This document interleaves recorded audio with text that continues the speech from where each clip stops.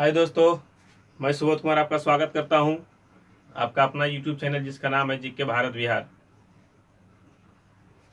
तो आज है यूएनओ का पार्ट 4 हम लोग पढ़ने जा रहे हैं, जिसमें यूएनओ का अंग 5वां अंग न्यास परिषद के बारे में पढ़ेंगे। क्या है न्यास परिषद? तो सबसे पहले वैसे दोस्त जो चैनल पर नए व्यूअर हैं तो वीडियो को पूरा देखिए, और यदि आपको पसंद आए, अच्छा लगे तो चैनल को सब्सक्राइब कर लीजिएगा। अभी नहीं करिएगा, अंत में करिएगा, ठीक है। तो न्यास परिषद क्या है? तो न्यास परिषद जो है यूएनओ का ही एक अंग है, जिसके तहत कार्य किया जाता है कि वैसा देश जो अल्प विकसित है, जो कि स्वयं से अपने देश को चला नहीं सकता, कि देश कैसे चलाया जाता है, उसके क्या क्या अंग होते हैं, क्या क्या करना पड़ता है, इसकी जानकारी उनके पास नहीं है। यानी अविकसित है, अल्प विकसित है वो देश। तो क्या किया जाता है ऐसे अवस्था में? ऐसे देश को विकसित देश को हाथों सौंप दिया जाता है। यानी विकसित देश के देख रेख में उस देश को विकास की ओर ले जाया जाता है। विकसित देश का यह फर्ज होता है कि वो अल्प विकसित देश को क्या करे? विकास की ओर ले जाए, तरक्की की ओर ले जाए, और इतना सक्षम उसे बना दिया जाए ताकि वह स्वयं शासन अपना चला सके।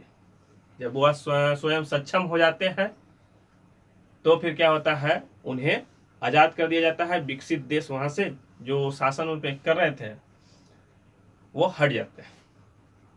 लेकिन विकसित देश के पास यह शर्त भी है कि अपने स्वार्थ के लिए, विकसित देश जो अपने स्वार्थ के लिए उस देश को नहीं चला सकते, अपने निजी स्वार्थ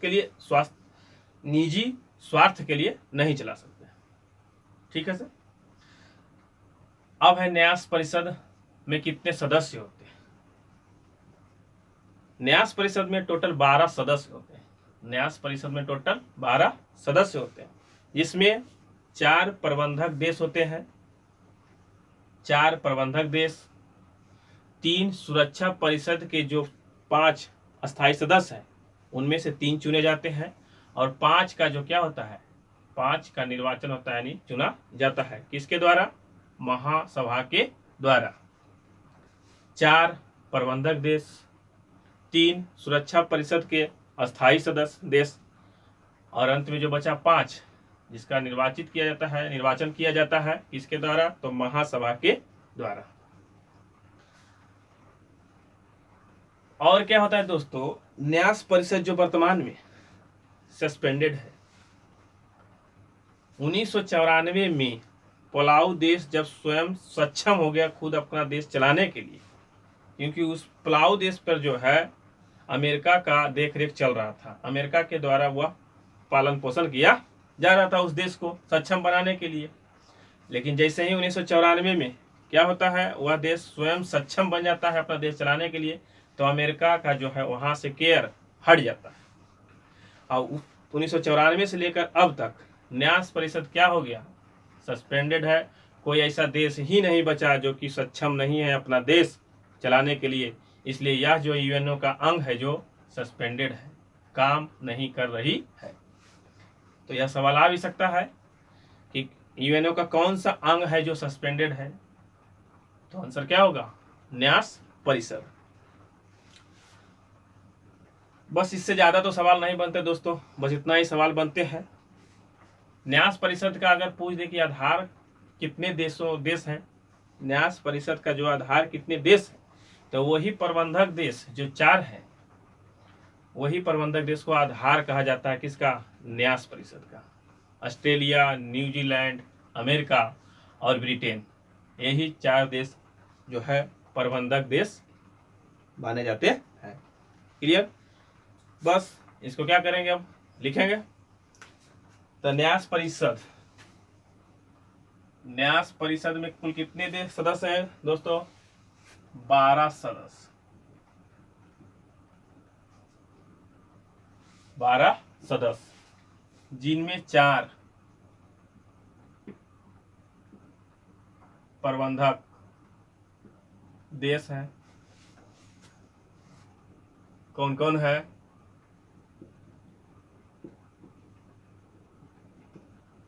ऑस्ट्रेलिया है,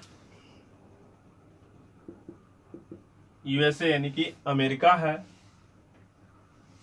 ऑस्ट्रेलिया, यूएसए, अमेरिका, जिसे कहा जाता है न्यूजीलैंड है, और एक कौन है? ब्रिटेन है। ब्रिटेन, ऑस्ट्रेलिया, यूएसए, न्यूजीलैंड और ब्रिटेन जो 4 प्रबंधक देश हैं। बाकी तीन जो है सुरक्षा परिषद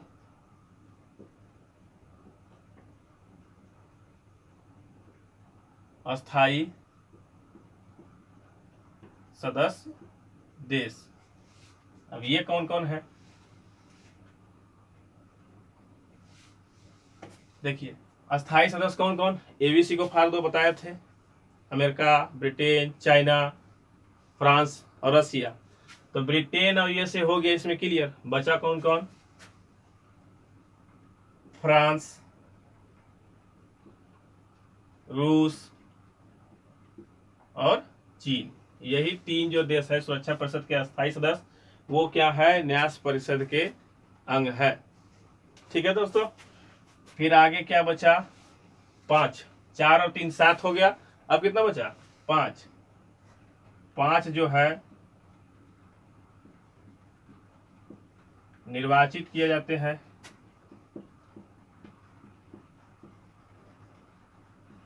वो भी किसके द्वारा? महासभा के द्वारा। महासभा के द्वारा। इतनी बात समझ में आएगी दोस्तों। 4 प्रबंधक देश, जिसे न्यास परिषद का क्या कहा जाता है? आधार कहा जाता है। आधार कहा जाता है किसको? ये प्रबंधक देश को। न्यास परिषद का आधार किसे माना जाता है? तो प्रबंधक देश को। कितने देश को? तो 4 देश को, ऑस्ट्रेलिया, न्यूजीलैंड, ब्रिटेन और यूएसए। क्या दोस्तों? फिर क्या होता है? 1994 में पलाऊ देश सक्षम हो गया। शासन कौन कर रहा था इस पे शासन कर रहा था, नहीं माने इसको विकास की ओर कौन ले जा रहा था? तो अमेरिका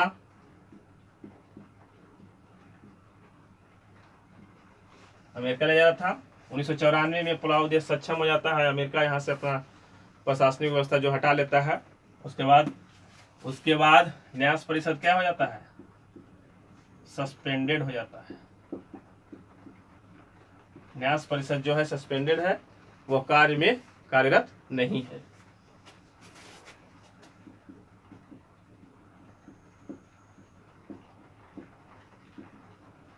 नहीं, बस इतना ही सवाल इससे बनता है दोस्तों। 12 सदस्य, इनका कार्य क्या है? अल्प विकसित देश को जो है विकास की ओर ले जाना। विकासशील विकसित देशों का यह कार्य सौंपा जाता है। जिनमें 4 जो होते हैं ऑस्ट्रेलिया, यूएसए, न्यूजीलैंड, ब्रिटेन, जो कि प्रबंधक देश हैं। अस्थायी न्यास परिषद का जो है प्रबंधक देश कहलाते हैं। और सुरक्षा परिषद के 3 सदस्य देश कौन कौन? चीन, फ्रांस और रूस। इतना ही तो याद रखना है। और न्यास परिषद का जो है आधार कौन होता है? 4 देश। कौन देश? प्रबंधक देश।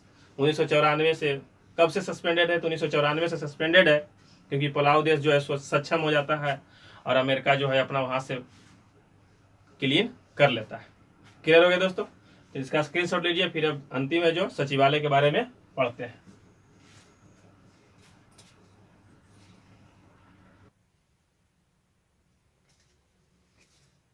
तो आइए दोस्तों देखते हैं यूएनओ का 6ठा अंग, जिसे सचिवालय कहा जाता है। सचिवालय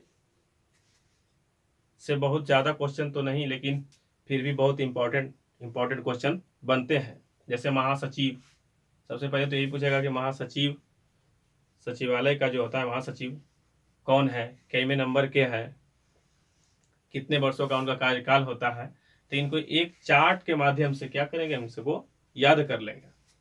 ठीक है दोस्तों, याद कर लेंगे।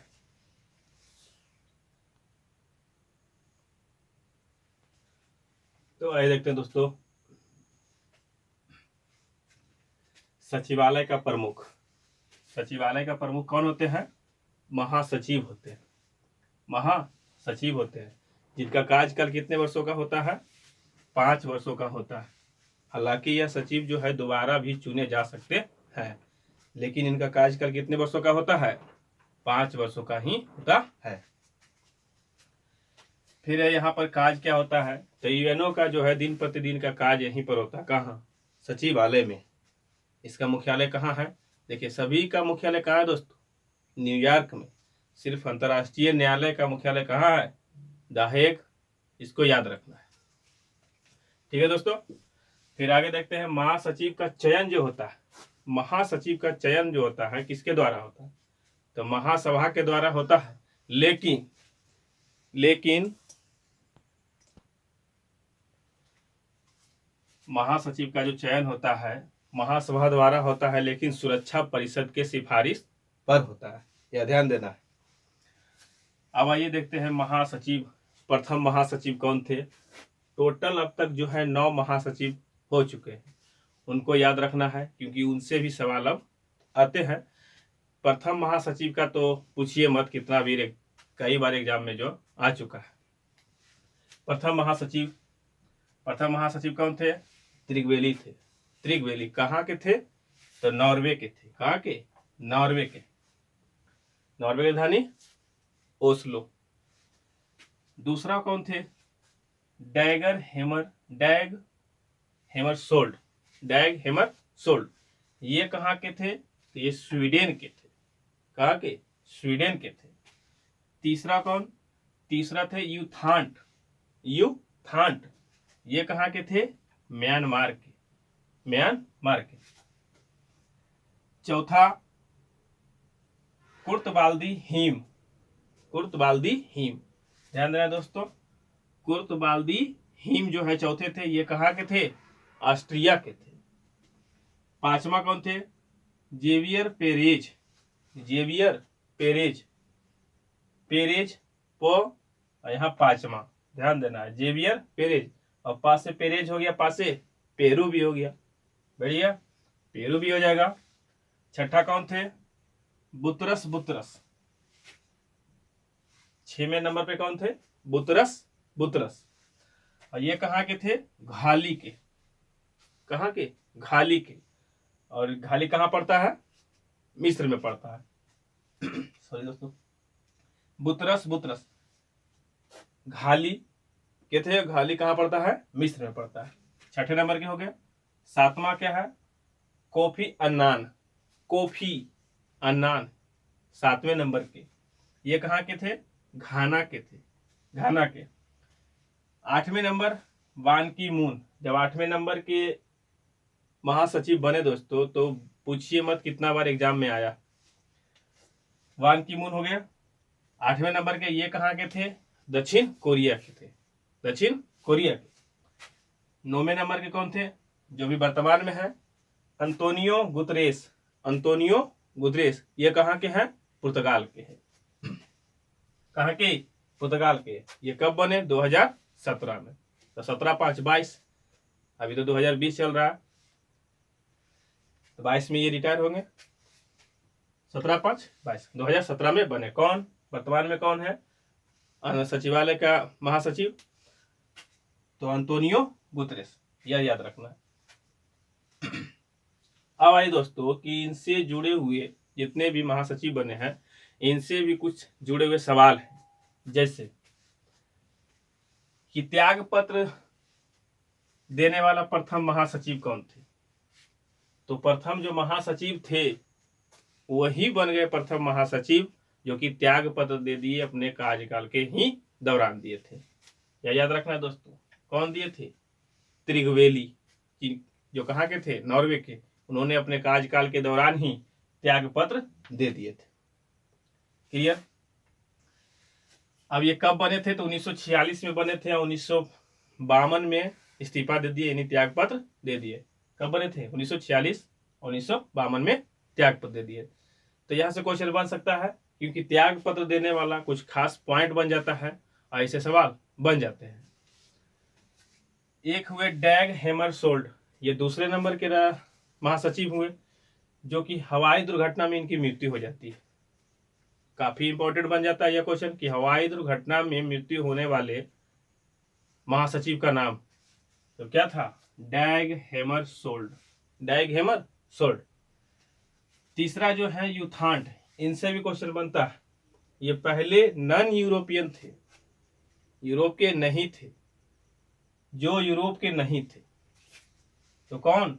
यूथांड। नॉन यूरोपियन अगर पूछ देगा तो यूथांड मारना है। कहाँ के थे? तो म्यांमार के थे।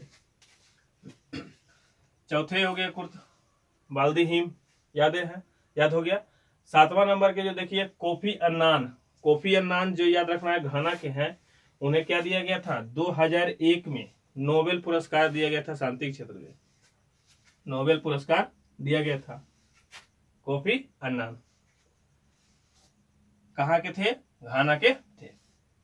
क्या दोस्तों, तो इतने महासचिव को क्रमवार से याद रख लेना है, 2-4 बार लिख लीजिएगा, याद हो जाएगा। पहला कौन? त्रिगवेली। दूसरा कौन? डैग हैमरशोल्ड।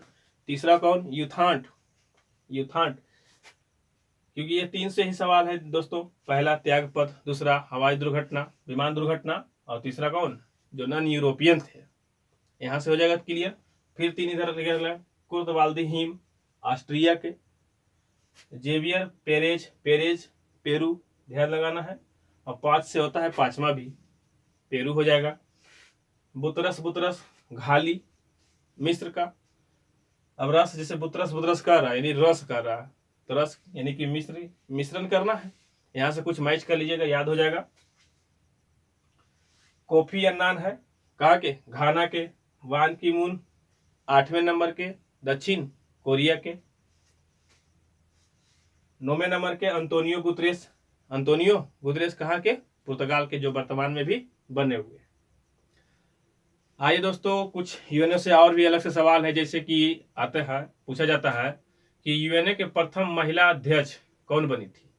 यूएनओ की प्रथम महिला अध्यक्ष तो श्रीमती विजय लक्ष्मी पंडित। याद रखना दोस्तों, श्रीमती विजय लक्ष्मी पंडित। कब बने थे? 1953 में।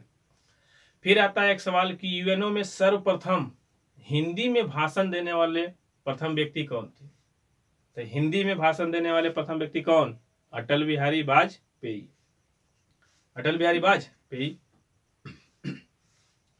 अब एक और सवाल आता है कि यूएनओ दिवस पर अपना कार्यक्रम पेश करने वाली प्रथम महिला कौन थी? ये सवाल जो है दोस्तों कई बार एग्जाम में पूछा गया है, इसको ध्यान रखिएगा कि यूएनओ दिवस पर, यूएनओ दिवस कब मनाया जाता है?